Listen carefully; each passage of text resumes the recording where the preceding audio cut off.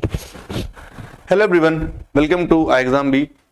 SSC बहुत बढ़िया काम कर रहा है, बहुत अच्छा काम कर रहा है।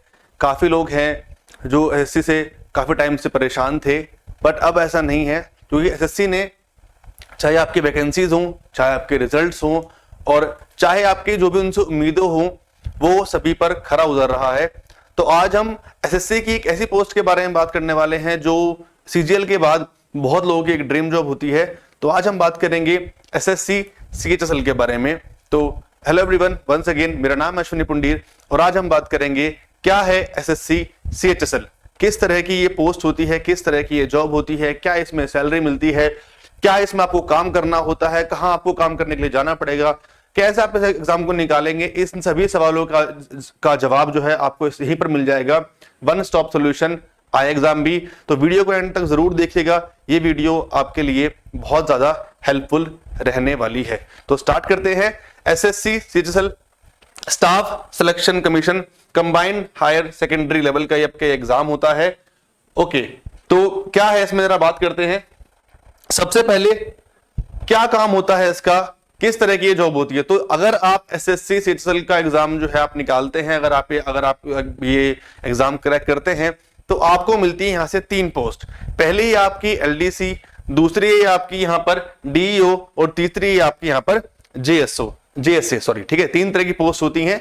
ये है आपका लोअर डिविजनल क्लर्क, ओके, ये है आपका डीईओ डेटा एंट्री ऑपरेटर और ये है आपका जूनियर सेक्रेटरीट असिस्टेंट। ये 3 तरह की आपको पोस्ट मिलती हैं। यहां से डिपेंड करता है आपकी मेरिट पर कि आपकी मेरिट कितनी गई है, कितने आपने उसमें स्कोर किया है, कितना आप उसमें आगे किस तरह से आप उसको ये पोस्ट मिलेंगे। सबसे हाई कट ऑफ जो है वो यहाँ पर डीओ की जाती है। मैं आपको पहले बता दूं, सबसे हाई कट ऑफ किसकी है, डीईओ की है। यहाँ पर डेटा एंट्री ऑपरेटर की जाती है हमेशा से, ठीक है। एलडीसी आपका लोअर डिविजन क्लर्क है, ये आपका जेएसए। काम क्या होता है बेसिकली इनका, नाम से इनका आप समझ लीजिए। क्लर्क का बेसिकली काम क्या होता है, आपके रजिस्टर्स को मेंटेन करना, डेटा एंट्री को टाइप करना, क्या काम कितना हो रहा है, कितना वहां से आ रहा है, कितना आगे जाना है, जो भी बेसिक लेवल के काम होते हैं सारे एलडीसी डीईओ और जेएसए जो है लोग ये काम करते हैं। हर एक मिनिस्ट्री में इनकी पोस्ट होती है, हर एक डिपार्टमेंट में इनकी पोस्ट होती है। तो ऐसा नहीं है कि आपको ये कहीं पर नहीं मिलेगी। ऑलमोस्ट हर एक सेंट्रल गवर्नमेंट की आपकी जो भी जॉब होती है उसमें आपको ये पोस्ट देखने के लिए मिलेगी। और वहां पर जो भी रजिस्टर मेंटेनेंस का काम होता है, टाइपिंग काम होता है, ये सब ये तीनों लोग मिलकर जो है वो करते हैं। ओके, तो आई होप काम आपको समझ में आ गया होगा। 10 to 6 आपकी यहाँ पर ये जॉब होती है। डिपेंड करता है, मतलब जो भी आपके गवर्नमेंट ऑफिस का टाइम होता है उसमें आपका इसमें आपको ये काम करना होता है। आगे चले, सेंट्रल गवर्नमेंट की जॉब है, ये बिल्कुल श्योर है, इसमें कोई बात नहीं है। चाहे आप स्टेट में हो, चाहे आप किसी सिटी में हो, आपको सेंट्रल गवर्नमेंट के अंडर ही काम करना है। सैलरी जो है आपकी, पे बैंड जो है आपका, सैलरी आपको सेंट्रल गवर्नमेंट देगी। काम आप स्टेट के अकॉर्डिंग कर सकते हैं, वो डिपेंड करता है। स्टेट की छुट्टियां वगैरह जो होती हैं वो डिपेंड करती है कि स्टेट पर। किसी डिपार्टमेंट में ऐसा होता है जो कि ऑटोनोमस काम करते हैं, वो अलग डिपेंड करता है। बट सैलरी जो है आपको इसमें यहाँ पर पर्क्स जो है, सैलरी जो है वो आपको सेंट्रल गवर्नमेंट के अकॉर्डिंग ही मिलेगी। तो बहुत से लोग अगर ये गलतफहमी हो या फिर उनको नहीं पता है कि ये सेंट्रल गवर्नमेंट की जॉब है, तो जी हाँ, सेंट्रल गवर्नमेंट की जॉब होती है। आगे चलते हैं, बात करते हैं एज की, क्वालिफिकेशन की। एज इसमें आपको कितनी चाहिए और क्वालिफिकेशन इसमें आपको कितनी चाहिए। अगर आप 18 साल से 27 साल के स्लैब के बीच में अगर आप आते हैं तो आप इस फॉर्म को जरूर भरिए। बहुत अच्छी जॉब है, प्रमोशन इसमें बहुत अच्छे होते हैं। सीएचएसएल का अगर एग्जाम निकालते हो और आप प्रमोट होते हैं तो एक टाइम पर आपको सीजीएल वाली जॉब जो है वो वहां तक आप उसमें पहुंच सकते हैं। ये बहुत अच्छा इसका फायदा है। तो 18 से 27 साल इसकी आपकी एज है। रही बात इसमें क्वालिफिकेशन की, तो 12वीं पास, ठीक है। अगर आपने 12वीं की हुई है तो आप इस फॉर्म को भर सकते हैं। डिपेंड करता है 16 में तो 18 में तो आप मतलब अगर आपने 16 में 12वीं कर ली, ये नहीं कि आप इस फॉर्म को तभी भर देंगे। 12वीं आपको पास होना चाहिए और 18 से 27 आपकी क्या होनी चाहिए, जॉब जो है वो आपकी एज जो है वो होनी चाहिए। इसका आप यहां पर ध्यान रखिए। आगे चलते हैं, फॉर्म्स बहुत इंपॉर्टेंट है कि फॉर्म्स है। फॉर्म्स जो है इसके अकॉर्डिंग टू एसएससी बिल्कुल ठीक टाइम पे चल रहा था। मैं आया था, मैंने इसका नोटिफिकेशन बनाया था रात को, ठीक है। 9 मई से इसके जो है नोटिफिकेशन जो फॉर्म्स है वो स्टार्ट हो गए हैं। 8 जून तक इसको आप भर सकते हैं। तो अभी टाइम है आपके पास, लगभग 10 दिन के आसपास आपके पास टाइम है। तो फॉर्म को आप जरूर भर दीजिए अगर आप इस लैब में आते हैं। अगर आप उस पर्टिकुलर एज स्लॉट में या फिर आप उस पर्टिकुलर एज में आते हैं तो इस फॉर्म को आप जरूर भरिए। 100 रुपए का ये फॉर्म है। गर्ल्स के लिए फ्री है, SC ST के लिए जो मतलब जिनका रिजर्वेशन होता है उनके लिए फॉर्म बिल्कुल फ्री है। जनरल, OBC और EWS के लिए 100 रुपए का फॉर्म है, बाकी सभी के लिए ये फॉर्म बिल्कुल फ्री है। तो फॉर्म को आप उसको जरूर भरिए। चलिए बात करते हैं आगे एग्जाम पैटर्न की। एग्जाम पैटर्न क्या है, अगर आप देखिए, अगर आपने सीजीएल की अगर तैयारी कर रहे हैं तो आप इस पैटर्न से बखूबी वाकिफ होंगे। इस टाइम एसएससी का सीजीएल का पैटर्न जो है बिल्कुल सेम कर दिया है। सिर्फ क्वेश्चन के जो लेवल्स हैं, क्वेश्चन का जो लेवल है वो सिर्फ ऊपर नीचे हो जाएगा। पैटर्न आपका बिल्कुल सेम चल रहा है हर जगह। प्री आपका क्वालिफाइंग हो गया है, मेंस के आपके इसमें नंबर जुड़ते हैं, यही हर जगह चल रहा है। यही इस टाइम एसएससी ने अपना एक नया रूल बना लिया है। अभी मैंने 2-3 एग्जाम और देखे हैं जिन जो भी इस पैटर्न को सेम फॉलो कर रहे हैं। क्या पता इस पैटर्न से लो एसएससी को फायदा मिल रहा हो, वो उनको पता होगा। हम यहाँ बस खाली पैटर्न की बात करेंगे। पैटर्न में वही 4 चीजें हैं, इंग्लिश है, क्वांट्स है, रीजनिंग है, जीए है। 4 चीजें आपके इसमें आएंगी। प्री में आपके 25-25 करके 4 आपके पार्ट्स बन जाएंगे, इंटू 2 मतलब 2 नंबर का एक सवाल। ठीक है, तो यहां पर आपके 200 नंबर का ये जो है आपका प्री जो है वो हो जाता है। प्री आपका क्वालिफाइंग है, प्री के मार्क्स में आगे आपके ऐड नहीं होते हैं। बात करते हैं मेंस की। मेंस के आते हैं, मेंस के ऊपर मेरिट बनेगी, मेंस से ही आपका सिलेक्शन होगा। मेंस पर आते हैं, क्वांट्स में आपके 30 सवाल, रीजनिंग में आपके 30 सवाल, एक सवाल 3 नंबर का, टोटल एक सेशन 180 नंबर का। इंग्लिश रीजनिंग, इंग्लिश जीए में आते हैं, 40 सवाल है इंग्लिश के। ठीक है, ध्यान रखना 40 सवाल इंग्लिश के हैं, 20 सवाल जीए के हैं, इंटू 3 180 नंबर का टोटल ये हो जाएगा। और लास्ट में आता है कंप्यूटर, 15 सवाल आएंगे, एक सवाल 3 नंबर का। कंप्यूटर हालांकि आपका क्वालिफाइंग है, उसके मार्क्स नहीं जुड़ेंगे, मार्क्स सिर्फ आपके इसी के जुड़ेंगे। तो बट क्वालिफाई करना बहुत जरूरी है। और कंप्यूटर के लिए खासकर सीजीएल वाले बच्चों ने बहुत बड़ी गलती की थी पिछली बार, आप मत करना। सीएचएसएल के लिए मैंने एक सीरीज चलाई है जो आपके लिए बहुत इंपॉर्टेंट है। 26 जून को आपका एग्जाम है, 22 वाला है ना, 2022 का आपका मेंस है। 26 जून को आपका एग्जाम होगा। कंप्यूटर के लिए सीरीज चल रही है, 6-7 क्लासेस की ऑलरेडी हो चुकी हैं, अभी 8-9 क्लासेस और होनी है। जब तक आपका एग्जाम नहीं होगा तब तक वो क्लासेस चलेंगी, तो उनको आप जरूर देखिएगा। वापस यहीं पर आते हैं, कंप्यूटर आपका 15x3 क्वालिफाइंग है। 45 नंबर में से आपको मेरे अकॉर्डिंग की 20 से 22 नंबर जो है आपको उसमें लेकर आने पड़ेंगे, क्योंकि 27 जो है वो सीजीएल की गई थी, तो 20 से 22 में आपको लेकर आने पड़ेंगे, जो मेरा मानना है। इतना हो सकता है, मैं श्योर नहीं हूं, बट ऐसा मुझे लगता है। ओके, चलिए उसके बाद एक और सेशन इसमें होता है, इसमें आपकी टाइपिंग होती है। डीयू के लिए आपकी अलग टाइपिंग है, एलडीसी जेएसए के लिए आपकी अलग टाइपिंग है, 15 मिनट की 10 मिनट की। वही आपका 35 और 30 वर्ड्स पर मिनट की आपकी टाइपिंग इसमें होती है। ठीक है जी, ये हो गया आपका पैटर्न। बात करते हैं सिलेबस की। सिलेबस बिल्कुल सेम है। अगर आप किसी भी ऐसे एग्जाम की तैयारी कर रहे हैं, सिलेबस बिल्कुल सेम है, सिलेबस में कोई चेंज नहीं है। सिर्फ छोटा मोटा चेंज, मैं फिर बोल रहा हूं, सिर्फ लेवल का चेंज आता है। एसएससी की आप किसी भी एग्जाम की आप तैयारी करें तो आंख बंद कर एक सिलेबस को पढ़िए।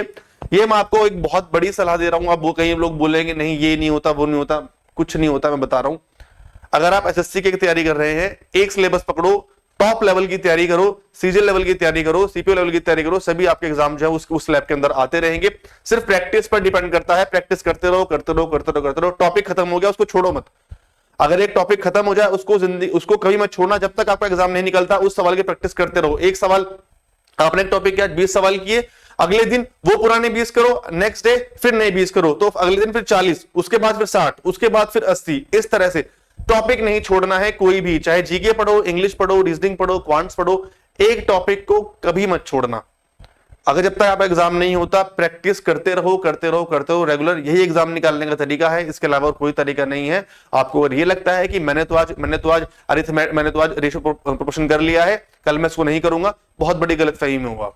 मैं कह रहा हूं बहुत बड़ी गलतफहमी हूं। और एक दिन में कहीं भी एक टॉपिक पकड़कर मत बैठना, टॉपिक्स को बांट लो, धीरे धीरे सब कुछ पढ़ो।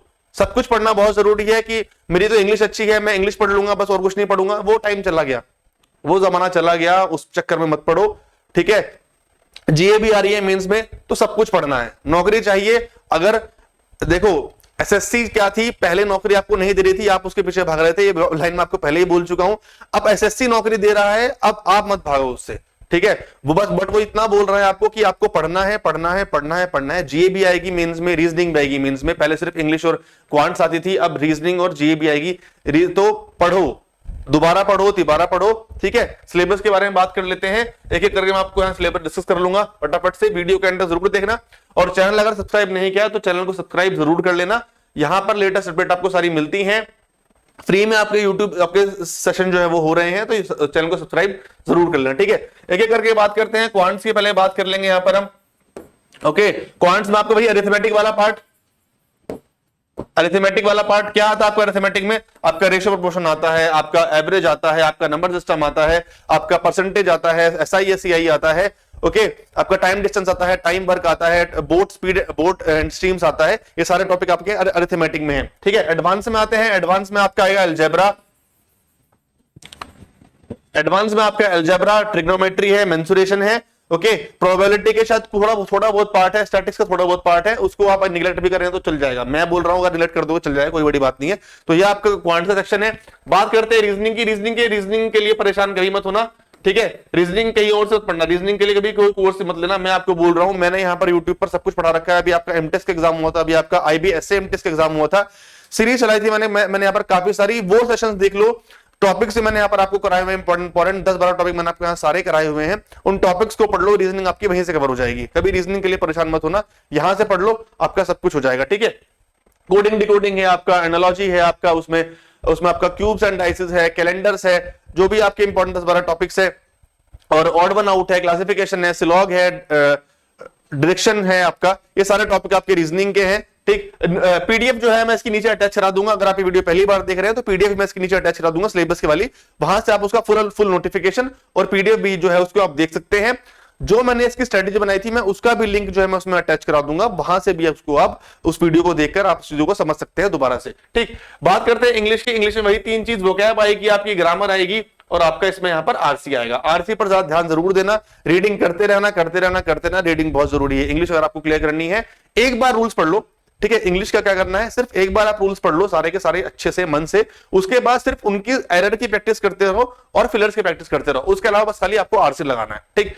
इंग्लिश में बहुत लोगों को प्रॉब्लम होती है कि इंग्लिश बहुत हार्ड है, बहुत मुश्किल है, ये है वो है, तो नहीं, मुझे तो नहीं लगता है ऐसा, ठीक है। अगर मैं किसी को ऑफेंड कर रहा हूं तो उसके लिए आई एम सॉरी, बट मुझे ऐसा नहीं लगता है। इंग्लिश पढ़ना आई थिंक सबसे आसान है। इंग्लिश एक लैंग्वेज ही तो है ना। इंग्लिश कैसे पढ़ू, English is just a language. जैसे आप हिंदी बोलते हो, आप हिंदी में बात करते हो, आपको बस इंग्लिश भी तो वही चीज है, बस आप अगर समझ जाएंगे कि था है या थी है। आप हिंदी में अगर आपको कुछ इतना दिमाग लगाना नहीं पड़ता, क्योंकि आप बचपन से उसको पढ़ते आ रहे हैं, इंग्लिश को भी वैसे ही आप पढ़ने की ट्राई करो। It is just a language.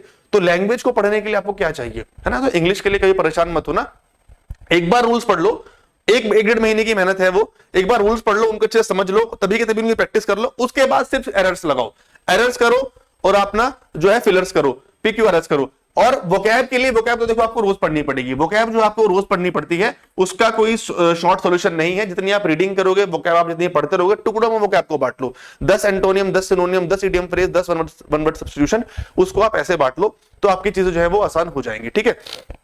आगे चलते हैं, बात करते हैं जीए की। जीए का बीटेक का टॉपिक थोड़ा सा वास्ट है। अगर आप प्री के लिए पढ़ोगे, जो आप प्री के लिए पढ़ोगे वही आपके मेंस में काम आ जाएगा, क्योंकि आपके 20 नंबर है। ध्यान आपको कहां देना है, मेनली स्टैटिक जीके पर। सिलेबस जो है वो ठीक है, बट मैं आपको इंपॉर्टेंट चीज बता रहा हूं यहाँ पर, स्टैटिक पर, करंट अफेयर्स पर, उसके बाद हिस्ट्री है, पॉलिटी, आपका ज्योग्राफी है, इकोनॉमिक्स है, ओके, ये सारी चीजें हैं आपकी। तो बेसिकली अगर आप स्टैटिक और करंट पर अगर ज्यादा ध्यान देते हैं, क्योंकि करंट में से 20 में अगर 20 नंबर आप कह रहे हैं, तो आई थिंक 7 से 8 सवाल आपके करंट के वहां से फंस जाएंगे, वो बहुत इंपॉर्टेंट रहते हैं, और करंट से ही स्टैटिक आपका जो है पूरा कवर हो जाता है। ये बात रही यहाँ पर सिलेबस की। सिलेबस में आपको कोई डाउट हो तो नीचे कमेंट बॉक्स में आपके जो भी डाउट हो मुझे आप लिख देना। अगर आपको एक चीज की एक पर्टिकुलर वीडियो भी चाहिए तो मैं आपके लिए लेकर आ जाऊंगा, ठीक है। चलो, ये था आपका सिलेबस की बात करते हैं सैलरी की। बिना पैसों के तो काम कोई भी नहीं करता है, हम भी नहीं करेंगे, आप भी नहीं करेंगे। तो पैसों की अगर बात करें तो बहुत अच्छी सैलरी होती है। स्टार्टिंग में बेसिक सैलरी की बात करें 25,000 से लेकर 35,000, ये तीनों पोस्टों की आपको बता रहा हूं, ठीक है। 25 से लेकर 35 तक आपको इसके लमसम जो है वो सैलरी आपको मिल जाती है इसमें स्टार्टिंग में, ठीक है। बाकी टाइम बढ़ता है तो आपके प्रमोशन जो है पर्क्स जो है आपको मिलते हैं। डिपेंड करेगा यहाँ पर ये HRA पर्क्स पर, सिटीज पर, तो वो यहाँ पर डिपेंड करता है कि आप किस जोन में आते हैं। बट इतना आपको मैंने आइडिया दे दिया कि 25,000 से लेकर 35,000 तक आपकी जो है सैलरी यहाँ पर जो वो चलती है तीनों पोस्ट के लिए, ओके। पोस्टिंग के बारे में बात करें कि सर पोस्टिंग कहां मिलेगी, हमें काम का करना पड़ेगा, तो भाई पूरे ऑल ओवर इंडिया में आपको कहीं भी काम करना पड़ सकता है। इसकी आप ये अपना मन बना के चलना, ठीक है। चेन्नई, उड़ीसा, तमिलनाडु, कहीं भी आप जा सकते हो, ठीक है। आप कर्नाटक, कहीं भी आप जाओगे आपको यहां पर काम करना पड़ेगा। जहां पे आपके सेंट्रल गवर्नमेंट की एजेंसीज होंगे, जहां पर आपके सेंट्रल गवर्नमेंट ऑफिस होंगे, वहीं आपको पोस्टिंग मिलेगी और आपको ऑल ओवर इंडिया मूव करना पड़ सकता है। डिपेंड करेगा आपके मार्क्स पर। अच्छे नंबर ले आओ, बहुत बढ़िया नंबर ले आओ, आपको अपने मन की पोस्टिंग जो है वो मिल जाएगी। 90% चांसेस है, ठीक है। तो अगर आपको अपने मन की पोस्टिंग चाहिए, अगर दिल्ली की आपको नॉर्थ में चाहिए तो नॉर्थ में रहना है, अच्छे नंबर ले आओ, देहरादून, दिल्ली, यूपी, हरियाणा, राजस्थान, ये सब भर दो, आपको वो मिल जाएगा, उसकी आप टेंशन मत लो। डिपेंड करता है आपके ऊपर कि आपको कहां पोस्टिंग चाहिए। बट यह है कि मेरे को सिर्फ जॉब चाहिए, तो जॉब तो आपको ऑल ओवर इंडिया कहीं मिल जाएगी। अगर आपको अपने मन की पोस्टिंग चाहिए तो मन की पोस्टिंग आपको अपने नंबर से मिलेगी, तो नंबर्स पर ध्यान देना, ठीक है। तो आई होप यहां तक आपके सारे डाउट्स क्लियर हो गए होंगे। बात करते हैं तैयारी कैसे करनी है। 10 दिन बचे हैं तो क्या करना है, मॉक टेस्ट लगाओ बेटा, जितना हो सके मॉक टेस्ट लगाओ। मॉक टेस्ट बहुत जरूरी है, बिना मॉक टेस्ट के ना आपको अपना लेवल का पता लगेगा, बिना मॉक टेस्ट के ना आपको आप आगे बढ़ पाओगे। मॉक टेस्ट लगाओ, ठीक है। हमारे मॉक टेस्ट फ्री हैं, iexambi के वेबसाइट पर आप जाएंगे तो मॉक टेस्ट आपको फ्री मिल जाएंगे। हमारे साथ iexambi के साथ आप 50% फास्ट से तैयारी कर सकते हैं। प्लस रही बात आपकी कोर्स की, अगर आपको कोर्स लेना है कि आपको कोई डाउट है किसी टॉपिक में, तो कोर्स के लिए आप हमारे नीचे एक सुपर पैक का एक सब्सक्रिप्शन होगा, है ना, SSC सुपर पैक का एक सब्सक्रिप्शन होगा, उसको जाके आप देख लीजिए, उसका भी लिंक नीचे होगा, उसको आप देखिए, वहां जाके उसको आप डेमो चेक कीजिए। डेमो में आपको सारी चीजें आइडिया हो जाएगा कि हमने आपको कैसे पढ़ा है कैसे नहीं पढ़ा है। वहां से जाके हमारे SSC सुपर पैक को आप ले सकते हैं। इसमें आपको क्या फायदा मिलेगा, इसमें आपके जो भी सारे एग्जाम्स है ना आपके जो आने वाले टाइम में, वो सबके सब इसमें कवर हो जाएंगे। चाहे आपका SSC CGL हो, CHSL हो, CPO हो, सबके सब आपको इसमें इस एक पैक में यहां पर आपको मिल जाएंगे। इस टाइम डिस्काउंट भी चल रहा है, मंथ एंड चल रहा है, तो 40-45% के आसपास जो इस टाइम सेल चल रही होगी वो आप वहां पर जाकर देख लेना। कांटेक्ट कैसे करना है, ये हमारा कांटेक्ट नंबर है 8920687832। ये भी एक कांटेक्ट नंबर है। नीचे अगर आप वेबसाइट पे जाएंगे तो वहां भी एक अलग से नंबर होगा, इस पर आप जाएंगे तो आप डायरेक्टली आप SSC की टीम जो है वो आपसे कांटेक्ट कर लेगी यहां पर जाके। तो इस नंबर को नोट कर लो 8920687838। कोई भी आपको क्वेरी हो किसी भी चीज के रिगार्डिंग, आप हमसे बात कर सकते हैं, आप हम तक पहुंच सकते हैं। इस वीडियो में अगर आपको समझ में नहीं आया हो या फिर कुछ समझ में आया हो तो कमेंट बॉक्स में आप जरूर लिखिए कि कैसा लगा आपको ये वीडियो देखकर, आपको अगर कोई डाउट्स थे मन में आपको क्लियर हुए या नहीं हुए। तो फिर मिलते हैं एक नेक्स्ट वीडियो में। आई होप आपको इस टॉपिक के बारे में पूरी जानकारी हो गई होगी। नेक्स्ट वीडियो में एक नए टॉपिक के बारे में बात करेंगे, चाहे वो आपको पढ़ाई से हो, चाहे वो आपको किसी एग्जाम से रिलेटेड हो। कोई भी क्वेरी हो आप नीचे कमेंट बॉक्स में जरूर लिखिएगा। तो तब तक अच्छे से पढ़ाई कीजिए। फॉर्म जाके जरूर भर दो, अगर आप एलिजिबल हो फॉर्म जाके जरूर भरो। अभी 8-9 दिन है, आज के आज ही फॉर्म भर दो, लास्ट डेट का वेट बिल्कुल मत करना। ओके, तो तब तक मिलते हैं, पढ़ाई कीजिए अच्छे से। Thank you and have a good day.